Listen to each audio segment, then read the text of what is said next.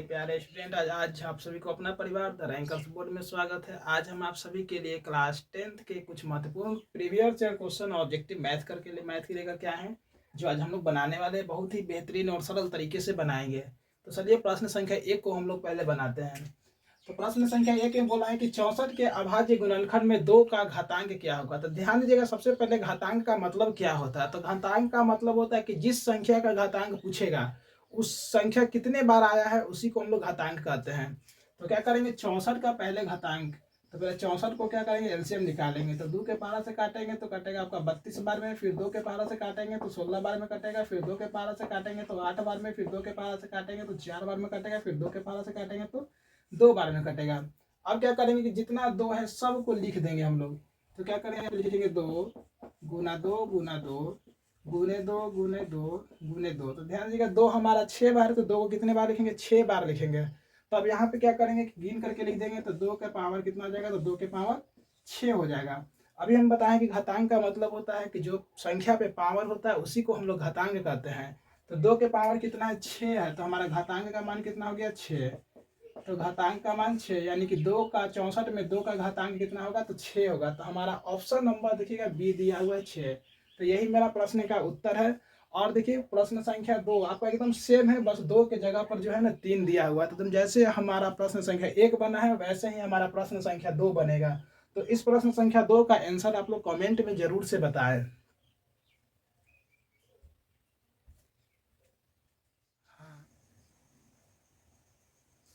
चलिए, तो अब हम लोग प्रश्न संख्या 3 पे चलेंगे। तो ध्यान दीजिएगा प्रश्न संख्या 3 में क्या बोला है कि रूट 18 का परिमेयकरण गुणांक क्या होगा। तो ध्यान दीजिएगा परिमेयकरण गुणांक का मतलब क्या होता है कि जिसका रूट यानी कि जिसका रूट का जोड़ा नहीं मिलता है उसे हम लोग परिमेयकरण गुणांक कहते हैं। जैसे हम लोग प्रश्न संख्या 3 को बनाएंगे। तो ध्यान दीजिएगा प्रश्न संख्या 3 में क्या दिया हुआ है। तो रूट 18 है, तो रूट 18 का पहले एलसीएम निकालेंगे। तो 18 का एलसीएम निकालेंगे तो 2 के पारा में 2 नवा 18, फिर 3 के पारा में 3 तिहाई 9।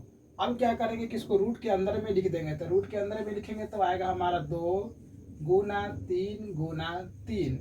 अब थोड़ा ध्यान दीजिएगा, यहाँ पे हम लोग जानते हैं कि शादी विवाह जो हमारे गांव में होता है तो जोड़ा मिलाया जाता है, यानी लड़का और लड़की का जोड़ा मिलता है। बस उसी तरीके से यहाँ पे जोड़ा मिलाएंगे। तो ध्यान दीजिएगा 3 और 3 का जोड़ा मिल गया, यानी कि इसका शादी ठीक हो गया, फिक्स हो गया। लेकिन ध्यान दीजिएगा 2 का जोड़ा नहीं मिला है, तो 2 का शादी फिक्स नहीं हुआ है। तो जिसका शादी फिक्स हो जाएगा उसको घर से बाहर निकाल दिया जाता है कमाने के लिए, क्योंकि जाओ तुम्हारा शादी हो गया। तो ध्यान दीजिएगा कि यहाँ पे 3 और 3 का जोड़ा मिल गया, तो समझिए कि इसका शादी फिक्स हो गया, तो इसको कमाने के लिए घर से बाहर निकाल दिया जाएगा। तो 3 बाहर निकल जाएगा, लेकिन 2 का जोड़ा नहीं मिला है, तो 2 क्या जाएगा, 2 हमारा अंदर में। तो ध्यान दीजिएगा बोला है कि रूट 18 का परिमेयकरण गुणांक क्या होगा। तो परिमेयकरण गुणांक का मतलब होता है कि जिसका कोई भी जोड़ा नहीं मिलता है उसे हम लोग परिमेयकरण गुणांक कहते हैं। तो हमारा जोड़ा किसका नहीं मिला है, तो 2 रूट 2 का जोड़ा नहीं मिला है। तो हमारा ऑप्शन में क्या हो जाएगा, तो ऑप्शन में हमारा हो जाएगा सी। तो हमारा ऑप्शन क्या जाएगा, सी आंसर हो जाएगा। तो ध्यान दीजिएगा सेम आपका प्रश्न संख्या 4 और प्रश्न संख्या 5 दिया हुआ है। तो कुछ नहीं करना है, इसको भी बना करके आप लोग आंसर कमेंट में जरूर से बताएं।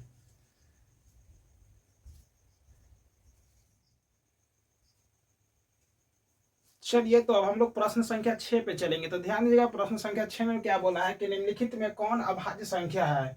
तो अभाज्य संख्या का मतलब पहले समझेंगे कि अभाज्य संख्या क्या होता है। तो अभाज्य संख्या का मतलब होता है कि जो एक के पहाड़ा से कटे या तो खुद के टेबल में कटता है, जिसे हम लोग अभाज्य संख्या कहते हैं। जैसे ऑप्शन में देखिएगा क्या दिया हुआ है। तो ऑप्शन में हमारा 15 है, 23 है, और उसके बाद 12 है, उसके बाद 15 है, 75 है। तो ध्यान दीजिएगा इसमें मेरा अभाज्य संख्या कौन है। तो 75 5 के भी पहाड़ा से कटता है और 3 के भी पहाड़ा से कट जाता है। तो ये मेरा अभाज्य संख्या नहीं होगा। 12 भी कट जाता है, 2 के पहाड़ा से भी कटेगा, 3 के भी पहाड़ा से कट जाता है, तो ये भी मेरा ऑप्शन नहीं होगा। 15 को देखिएगा तो 15 हमारा 3 के पहाड़ा से भी कट जाता है और 5 के पहाड़ा से भी कट जाता है, तो ये भी मेरा अभाज्य संख्या नहीं है। लेकिन ध्यान दीजिएगा 23 एक ऐसा नंबर है जो हमारा या तो 1 से कटेगा या तो 23 से ही कटता है, या तो 23 से ही कटता है। तो ध्यान दीजिएगा अभाज्य संख्या ऑप्शन नंबर मेरा आंसर में जाएगा बी। ध्यान दीजिएगा हम बताएं कि अभाज्य संख्या का मतलब होता है कि जो एक के पहाड़ा से कटे या तो अपने खुद के टेबल से कटेगा, उसी को हम लोग अभाज्य संख्या कहते हैं। तो हमें आपसे उम्मीद होगा कि यह प्रश्न समझ में आया होगा अच्छी तरीके से। तो ध्यान दीजिएगा प्रश्न संख्या 7 का आप लोग आंसर कमेंट में जरूर से बताएं।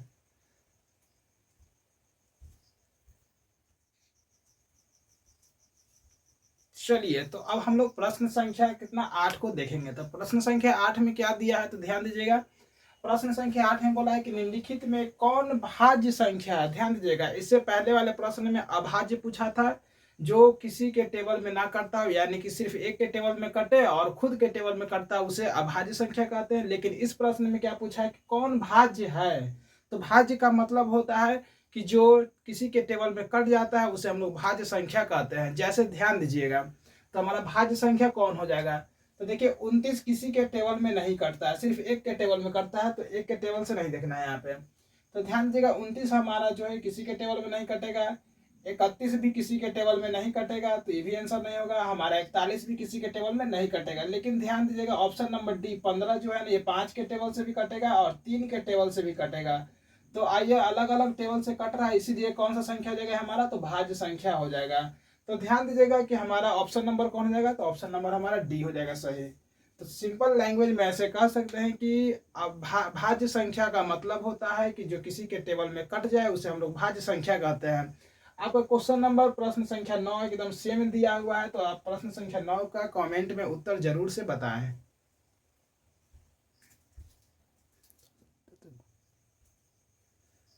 चलिए तब हम लोग प्रश्न संख्या 10 को देखेंगे। प्रश्न संख्या 10 में क्या बोला है, तो ध्यान दीजिएगा प्रश्न संख्या 10 में क्या बोला है कि √10 गुना √15 बराबर है। ये प्रश्न 2018 में पूछा गया है।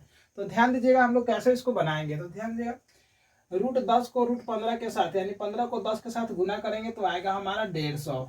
अब क्या करेंगे, 150 का एलसीएम निकालेंगे, तो 2 के पहाड़ा से लगाएंगे, तो 2 के पहाड़ा में कर जाएगा 2 7 14, एक बचेगा 10, 2 बचे 10 75 बार में। फिर 2 के पहाड़ा से लगाएंगे, तो 2 के पहाड़ा से तब कटेगा नहीं, क्योंकि लास्ट में विषम संख्या है, तो 2 के टेबल से नहीं कटेगा। अब इसको 3 के पहाड़ा से हम लोग काटेंगे, तो 3 दूना 6, एक बचेगा, तो 3 बचे 15। अब ध्यान दीजिएगा यहाँ पे 5 के पहाड़ा से काटेंगे, तो 50 25। अब देखिएगा यहाँ पे अब क्या करेंगे, तो इसको हम लोग रूट के अंदर में लिखेंगे। तो रूट के अंदर में क्या क्या लिख सकते हैं हम लोग, तो ध्यान दीजिएगा यहाँ पे 2 गुना 3 गुना 5 गुना 5। अब जिसका जिसका जो संख्या था उसको हम लोग क्या करेंगे, रूट के अंदर लिख देंगे। अब जिसका जोड़ा मिलेगा उसको क्या करेंगे, हम लोग बाहर निकाल देंगे। जिसका जोड़ा नहीं मिलेगा उसको हम लोग अंदर की ओर ही छोड़ देंगे। तो 5 का जोड़ा मिल गया, तो हम लोग 5 को क्या करेंगे, बाहर निकाल लेंगे। तो 5 को बाहर निकाल लेंगे, क्योंकि 2 5 को मिलाकर के एक जोड़ा होता है, तो इसमें से एक 5 को हम लोग बाहर निकाल लेंगे। रूट में क्या हो जाएगा हमारा, तो 2 गुना 3, क्योंकि 2 और 3 का जोड़ा नहीं मिला है। तो लिखेंगे यहाँ पे 5 की 5 है, रूट में 2 के पहाड़ा 3 में पढ़ेंगे तो 6 आएगा। तो हमारा ऑप्शन में क्या आएगा, तो हमारा ध्यान दीजिएगा ऑप्शन में 5√6। तो ऑप्शन कौन है हमारा, बी वाला ऑप्शन सही है। तो ध्यान दीजिएगा, हमें आपसे उम्मीद होगा कि यह प्रश्न आपको अच्छी तरीके से समझ में आया होगा। तो हमारा प्रश्न संख्या 11 का उत्तर कमेंट में जरूर से आप लोग बताएं। एकदम सेम आपका प्रश्न है, जो आपका 10 है वही आपका 11 प्रश्न में भी है। तो इसका उत्तर आप लोग कमेंट में जरूर से बताएं।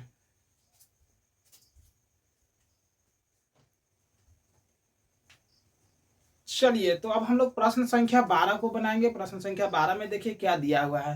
तो हमारा प्रश्न संख्या 12 में बोला है कि 96 का अभाज्य गुणनखंड क्या होगा। देखिएगा ये प्रश्न 2019 में पूछा गया है।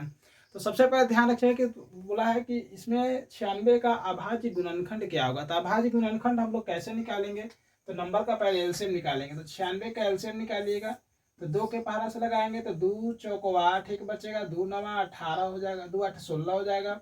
फिर उसके बाद 2 के पहाड़ा से लगाएंगे, तो 2 दूना 4, 2 चौको कितना हो जाएगा 8। फिर 2 के पहाड़ा से 24 आता है 12 बार में। फिर 2 के पहाड़ा में आता है 12 6 बार में। फिर 2 के पहाड़ा में 6 आता है 3 बार में।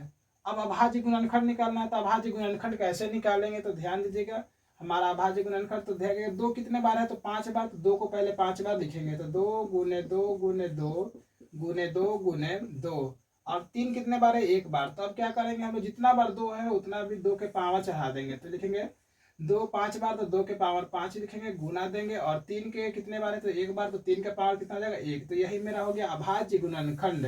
यानी हमारा ऑप्शन नंबर कौन हो जाएगा, तो ध्यान दीजिएगा 2 के पावर 5 गुना 3 के पावर 1। तो 2 के पावर 5 गुना 3 के पावर 1, ऑप्शन नंबर हमारा कौन हो जाएगा, सी।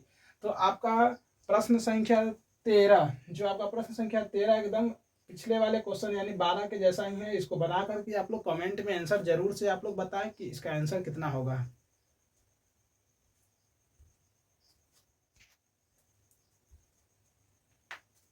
चलिए तो अब हम लोग प्रश्न संख्या 14 को देखेंगे। प्रश्न संख्या 14 में मेरा क्या बोला है, तो ध्यान दीजिएगा प्रश्न संख्या 14 में बोला है कि 35 का कितना अभाज्य गुणनखंड है।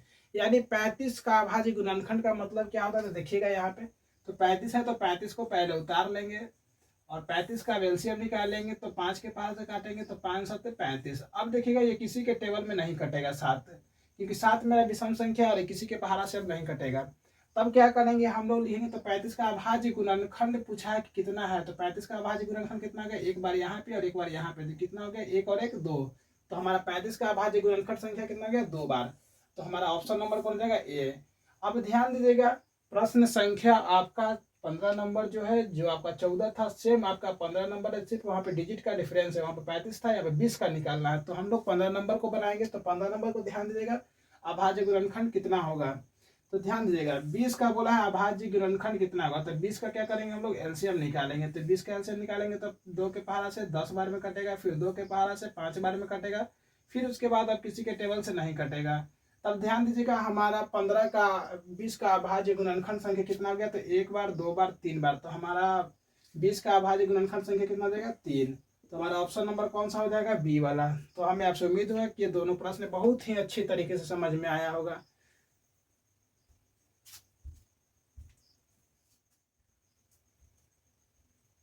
चलिए तो अब हम लोग प्रश्न संख्या बनाएंगे 16 को। अब प्रश्न संख्या 16 में क्या बोला है तो ध्यान दीजिएगा। प्रश्न संख्या 16 में बोला है कि 8 के पावर 0 गुना 2 के पावर 0 का मान क्या होगा। तो ध्यान दीजिएगा किसी भी नंबर का पावर अगर 0 होता है, चाहे वो आपका 100 हो, 200 हो, 400 हो, अगर किसी के भी नंबर का पावर 0 होता है तो उसका आंसर हमेशा 1 ही आता है। तो ध्यान दीजिएगा इसको हम लोग बनाएंगे। तो 8 के पावर क्या है, 0 है, गुना देंगे, 2 के पावर क्या है, 0 है। तो ध्यान दीजिएगा 8 के पावर 0 है तो इसका आंसर हमेशा 1 आएगा। बीच में गुना है तो गुना देना है, अगर जोड़ रहेगा तो जोड़ दे देना है, घटाव रहेगा तो घटाव देंगे। लेकिन यहाँ पे गुना है तो हम लोग क्या देंगे, गुना देंगे।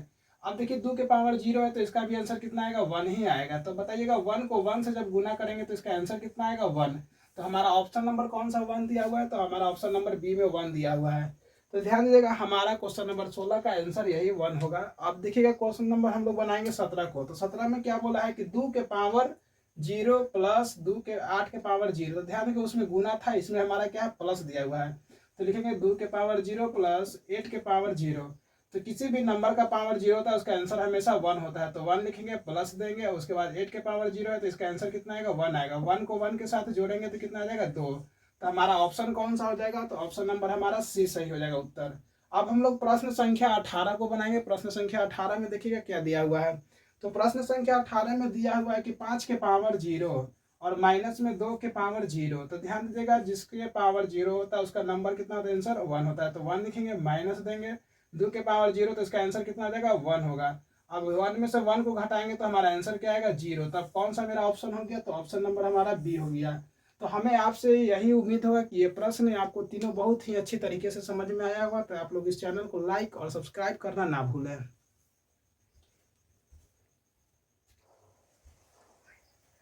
चलिए तो अब हम लोग प्रश्न संख्या 19 को देखेंगे। प्रश्न संख्या 19 में मेरा क्या दिया हुआ था, ध्यान दीजिएगा प्रश्न संख्या 19 में क्या दिया हुआ है। 1 के पावर 0 प्लस 2 के पावर 0 इंटू 3 के पावर 0 और माइनस में 4 के पावर 0 का मान बतलाना है कि इसका मान क्या होगा। तो सबसे पहले हम लोग क्या करेंगे, प्रश्न में जो दिया हुआ उसका मान रखेंगे। तो हम पिछले प्रश्न में बतलाए थे आपको कि कभी भी किसी भी संख्या का पावर अगर 0 होता है तो उसका आंसर हमेशा कितना आएगा, 1 ही आएगा। तो ध्यान दीजिएगा 1 के पावर दिया हुआ है हमारा 0 प्लस 2 के पावर 0 गुना 3 के पावर 0 माइनस 4 के पावर 0। ये क्वेश्चन में आपका दिया हुआ है। अब क्या करेंगे, तो जिसपे पावर 0 है उसका आंसर हमेशा क्या आएगा, तो 1 आएगा। तो 1 के पावर 0 है तो इसका आंसर 1 आएगा। प्लस देंगे 2 के पावर 0 तो इसका भी आंसर 1 आएगा, गुना है। उसके बाद 3 के पावर 0 है तो इसका भी आंसर 1 आएगा। फिर उसके बाद माइनस देंगे, 4 के पावर 0 है तो इसका भी आंसर 1 ही आएगा। अब देखिएगा तो 1 की 1 लिखेंगे और प्लस देंगे, 1 को 1 के साथ मल्टीप्लाई करेंगे तो 1 आएगा। माइनस में कितना है आपका 1, तो ये -1 है, ये +1, दोनों मिलकर क्या आएगा, घटेगा। इसके बाद क्या बच जाएगा हमारा यहाँ पे, तो 1 बच जाएगा। तो ध्यान दीजिएगा हमारा 1 ऑप्शन नंबर कौन सा है, तो ऑप्शन नंबर ए में हमारा कितना दिया हुआ, 1 दिया हुआ है। तो हमारा इसका आंसर कौन सा ऑप्शन हो जाएगा, ए। अब हम लोग क्वेश्चन नंबर 20 को बनाएंगे। क्वेश्चन नंबर 20 में क्या है, तो देखिएगा हमारा 20 नंबर में क्या दिया हुआ है। तो हमारा क्वेश्चन नंबर 20 में दिया हुआ है कि 5 के पावर 0। तो 5 के पावर 0 है तो इसका आंसर हमेशा कितना आएगा, 1 आएगा। बीच में गुना है तो हम लोग क्या करेंगे, गुना देंगे। अब 6 के पावर 0 है तो इसका भी आंसर कितना आएगा, 1 ही आएगा। लेकिन बीच में क्या हमारा प्लस है तो प्लस देंगे। 2 के पावर 0 इसका मतलब 1। अब इसके बाद माइनस है तो माइनस लगाएंगे। फिर उसके बाद 3 के पावर 0 है तो इसका भी आंसर कितना आएगा, 1 ही आएगा। अब इसके आगे बनाएंगे तो ध्यान दीजिएगा 1 को 1 के साथ गुना करेंगे तो आंसर इसका 1 आएगा। इसके बाद +1 है, फिर यहाँ पे -1 है, तो ये -1 और ये +1 आपस में कट जाएगा। अब क्या बच जाएगा हमारा यहाँ पे, तो आंसर में बचेगा यहाँ पे 1। तो ध्यान दीजिएगा हमारा ऑप्शन में कौन सा है, तो हमारा ए नंबर ऑप्शन में 1 दिया हुआ है, तो हमारा ऑप्शन नंबर ए आंसर हो जाएगा इसका। तो आप लोगों से यही अच्छी तरीके से उम्मीद होगा कि ये प्रश्न आपको दोनों बहुत ही बेहतरीन तरीके से समझ में आया होगा और इस क्लास से आप लोग जुड़े रह गए हैं। और इस हमारा क्वेश्चन नंबर 21 को आप लोग कमेंट में जरूर से इसका उत्तर बताएं और इस चैनल को सब्सक्राइब और लाइक तथा